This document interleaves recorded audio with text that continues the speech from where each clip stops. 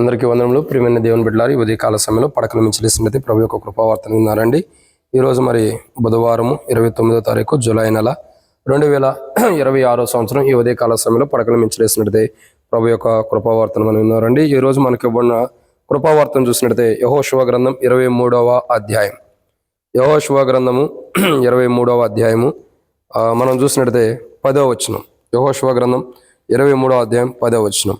మీ దేవుడైన యెహోవా మీకు ఇచ్చిన మాట చొప్పున తానే మీ కొరకు యుద్ధం చేయవాడు గనుక మీలో ఒకడు 1000 మందిని తరుమును. కాబట్టి ఇక్కడ దేవుని వాక్యాన్ని చూసినట్లయితే మీ పక్షమున తానే మీ కొరకు యుద్ధం చేయవాడు. కాబట్టి ఇక్కడ యెహోషువ ఏమని సెలవిస్తున్నాడు? దేవుని వాక్యాన్ని చూసినట్లయితే మీ పక్షాన దేవుడు యుద్ధం చేస్తాడని దేవుని లేఖన భాగాలు మనం చూస్తూ వస్తున్నాం. కాబట్టి ప్రభు మన పక్షాన యుద్ధం చేసేవాడుగా ఉన్నాడు. కాబట్టి దేవుడు ప్రభు యుద్ధం చేసినటువంటి కొన్ని అనుభవాలు వచ్చినాయి. దేవుడు యుద్ధం చేసిన కొన్ని అనుభవాలు ఉన్నాయి. ఆయన ఎటువంటి యుద్ధాలు చేశాడు అనేది కొన్ని బైబిల్లో ఉంది. లేదా ఎవరితో ఆయన యుద్ధం చేశాడు అనేది కొన్ని విషయాలు ఉన్నాయి. ఆయన యుద్ధం చేస్తే ఎలా ఉంటుంది అనేది కూడా బైబిల్లో ఉంది.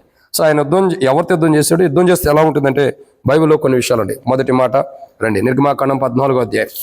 ఆయన చేసిన మొదటి యుద్ధం అసలు మనం చూసే దాంట్లో నిర్గమాకాండం 14వ అధ్యాయం మనం చూసినట్టు 14వ వచనంలో ఏమని రాబడితే వచ్చింది? యెహోవా మీ పక్షం యుద్ధం చేయను, మీరు ఓరకనే ఉండవాలని ప్రజలతో చెప్పాను. కాబట్టి మొదటి యుద్ధం ప్రజల పక్షాన దేవుడు చేసిన అనుభవం. ఈరోజు మనం చూసే దాంట్లో మొదటి యుద్ధం అండి. మొదటి యుద్ధం ఏంటంటే మనం చూసే దాంట్లో ప్రజల పక్షాన దేవుడు యుద్ధం చేశాడు ఐగుప్తీయుల మీద. ఐగుప్తీయులతో యుద్ధం చేసి ఎర్ర సముద్రంతో కూడా యుద్ధం చేసి ఎర్ర సముద్రాన్ని యుద్ధంతో చేసిన క్షమించండి, ఎర్ర సముద్రంతో యుద్ధం కాదు క్షమించండి, ఎర్ర సముద్రాన్ని తన మాట ద్వారా 2 పాయలుగా చేసి ఐగుప్తీయులతో యుద్ధం చేశాడు. సో ఇక్కడ మనం గమనించాల్సిన కోణం ఏంటంటే దేవుని వాక్యాన్ని చెప్పేటటువంటి మాట ఏంటంటే ఎప్పుడైతే దేవుడు ఐగుప్తీయులతో యుద్ధం చేశాడు ఎర్ర సముద్రం దగ్గర, అప్పుడు ఆ యుద్ధంలో దేవుడు గెలిచిన వాడుకున్నాడు. ప్రజల పరిస్థితి ఎలా ఉంది ఆ సమయం అంటే, మేము మరలా ఐగుప్తీయులు దాసులం అయిపోదాం అంటున్నారు, తిరిగి మరలా వెనక్కి వెళ్ళిపోదాం అంటున్నారు, మాకు ఈ జీవితం వద్దు, తిరిగి వెనక్కి వెళ్ళిపోతాం అన్న స్థితిలో ఉన్నటువంటి ప్రజల పక్షమున ఆ ప్రజలు పక్షమున ప్రభు ఉండి యుద్ధం చేసినప్పుడు, ఆ ప్రజల కొరకే ప్రభు యుద్ధం చేసినప్పుడు, ఆ ప్రజల నిమిత్తమే ఐగుప్తుతో యుద్ధం ప్రభు చేసినప్పుడు ఆ యుద్ధంలో ప్రభు గెలిచాడు. ప్రభు యుద్ధం చేస్తే ఎర్ర సముద్రం లాంటిదైనా పాయలైపోవాలా? ఈ శత్రువులు అందరూ కూడా సముద్రంలోనే ముంచబడుతున్న అనుభవం.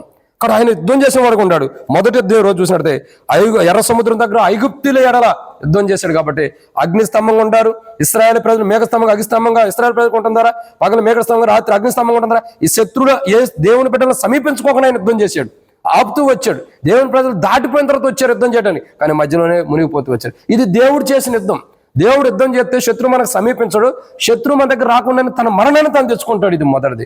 2 దేవుని యుద్ధం అంటే ఎవరితో చేశాడు? రెండవదిగా యెషయా గ్రంథం 37వ అధ్యాయంలో మరొక వ్యక్తి ఉన్నాడు. ఎవరైనంటే అషూరు రాజు. ఎవరండి? అషూరు రాజు. అషూరు రాజు యొక్క జీవితాన్ని చూసినట్లయితే ఎంత విర్రవీగాడు, ఎంత అతిశయిస్తూ వచ్చాడు, ఎంత గర్విస్తూ వచ్చాడు, నా అంతటో లేడు అన్నట్టుగా ఉంటూ వచ్చాడు. ఎంత గొప్పగా ఉన్నాడంటే చూడండి, ఎంత గొప్ప మాట మాట్లాడతాడు. 37వ వచనంలో అంతటా యెహోవా దూత బయలుదేరి అషూరు దండుపేటలో 180,000 మందిని మొత్తెను. ఉదయం జనులు లేవగా వారందరూ మృత కళేబేరంలుగా ఉండిరి. అంతకుముందు ఏమన్నాడు? యెహోవా ఎవడు, నా చేతి నుంచి ఎవడు రక్షించగలడు? అంతకుముందు దేవతల్ని వాళ్ళందరినీ పట్టుకుని ఓడించిన వాడిని ఇక్కడ ఏముంది, ఇక్కడ కూడా అంతేనని అతిశయిస్తూ వచ్చాడు. ఇప్పుడు ఏం చేస్తూ వచ్చాడు? దేవుడు యుద్ధం చేస్తే 180,000 మంది ఒక్కసారిగా మృతుల యొక్క కళేబేరాలు తింటూ వచ్చారు. ఏం చేయలేని దౌర్భాగ్య స్థితిలో అవుతూ వచ్చింది. అషూరు రాజు భయపడి వెళ్ళిపోయి తన గుడిలో తన దేవత మొక్కుతున్నప్పుడు తన కుమారుడు వచ్చి తను చంపేసేసాడు. అంటే ఎంత గొప్ప యుద్ధమో దేవుడు చేశాడు చూడండి. దేవుడు యుద్ధం చేస్తే శత్రు మన దగ్గరకు రాకముందే తన మరణాన్ని తను తెచ్చుకుంటున్నాడు. ఐగుప్తులు ఇశ్రాయేలు ప్రజల దగ్గర రాకముందే మరణం తెచ్చుకున్నాను. ఇక్కడ అషూరు రాజు దేవుని ప్రజలకు నష్టం చేయాలని వచ్చినప్పుడు దేవుడు మొదట అషూరు రాజుతో యుద్ధం చేసినప్పుడు అషూరు రాజు దేవుని ప్రజలకు సమీపించక మునిపే తన గర్వంతో తాను చేసిన తప్పును బట్టి మరణం పొందిన వాడుకున్నాడు. ఎవరైతే గర్వంతో ఉంటారో వారితో దేవుడు యుద్ధం చేస్తాడు. ఎవరైతే ఇతరులను బానిసలుగా పెట్టుకోవాలనుకుంటారో వారితో దేవుడు యుద్ధం చేస్తాడు. ఈరోజు నువ్వు ఇతరులను బానిసలుగా పెట్టుకోవాలంటే, నీలో నాలో గర్వం ఉంటే దేవుడు నీతో నాతో యుద్ధం చేస్తాడు. అలా వారితో చేసే యుద్ధం వాడు మరణాన్ని పొందుకున్నాడు. నేను కూడా అంతే సరిదిద్దుకోవాలి. 3వ వ్యక్తి రండి, యెహోషువ గ్రంథం 6వ అధ్యాయం 2వ వచనం. యెహోషువ గ్రంథం 6వ అధ్యాయం 2వ వచనంలో ఇక్కడ ఇంకొకటి ఉంది. ఏంటిది? ఇది ఎరుకో రాజుతో కానీ ఎరుకో ప్రజలతో కానీ దేవుడు యుద్ధం చేస్తూ వచ్చాడు.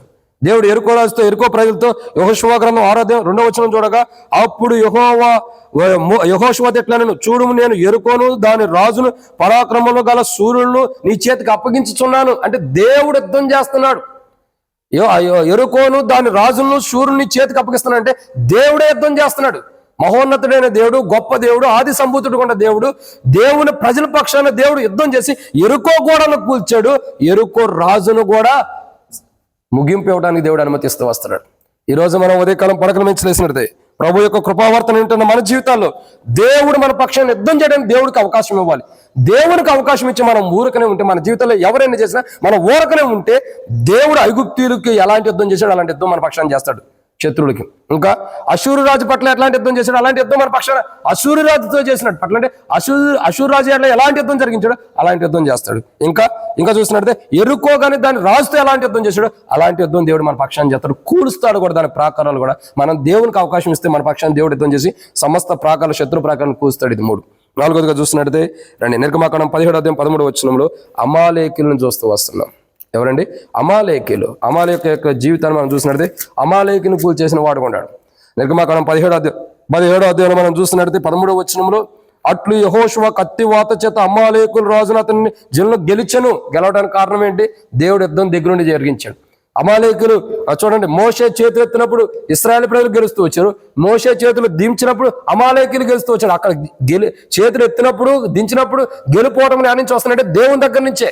అందుకే దేవుడే అమాలేకులతో యుద్ధం చేశాడు. అక్కడ దేవుడు ఓడిపోయాడని కాదు, ప్రార్థన జీవితం మనం కలిగి ఉండాలని చూపిస్తున్నాడు. దేవుడు అమాలేకులతో యెహోషువ నిలబెట్టి యుద్ధం జరిగించి ఆ యుద్ధంలో విజయాన్ని ఇచ్చిన వాడుకుంటాడు దేవుడు. అమాలేకులతో యుద్ధం చేసి దేవుడు విజయాన్ని ఇచ్చిన వాడుకుంటాడు. అది దేవుని సామర్థ్యం. ఇంకా చూసినట్లయితే 5వ మాట, 1 సమూయేలు గ్రంథం 17వ అధ్యాయంలో ఇక్కడ దావీదు రాజు యొక్క జీవితాన్ని చూస్తున్నాం. దావీదు రాజు గొల్యాతుతో యుద్ధం చేసిన వాడుకుంటాడు.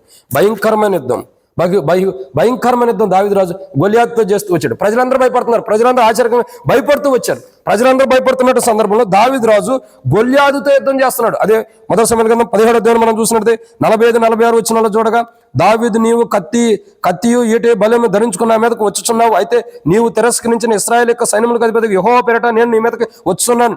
ఈ దినమున యెహోవా నిన్ను నా చేతికి అప్పగించును. నేను నిన్ను చంపి నీ తల తెగవేతును. ఇశ్రాయేల్లో దేవుడు ఉన్నాడని లోక నివాసులను తెలుసుకున్నట్లు నేను ఈ దినమున ఫిలిష్తీయుల యొక్క కళేబేల ఆకాశ పక్షులు భూముఖములకు ఇత్తును. ఈ యుద్ధం చేసింది ఎవరు? దేవుడే. ఇశ్రాయేలు పక్షాన్ని యుద్ధం చేసిన వాడు దేవుడే. దావీదు రాజుతో ఉండి దావీదు పక్షమున దేవుని ప్రజల పక్షమున గొల్యాతుతో యుద్ధం చేసిన వాడు దేవుడు. అందుకే దేవుడు యుద్ధం చేశాడు కాబట్టి గొల్యాతు నిలబడాల. బహుశా దావీదు రాజు తనంతట తాను యుద్ధం చేసి ఉంటే ఓడిపోయి ఉండేవాడు. కానీ దేవుడు దావీదు రాజుతో ఉండి యుద్ధం జరిగించడం ద్వారా దావీదు రాజు విజయాన్ని పొందాడు. ఈరోజు నేను నా జీవితాల్లో మన పక్షమున దేవుడు ఉన్నాడు.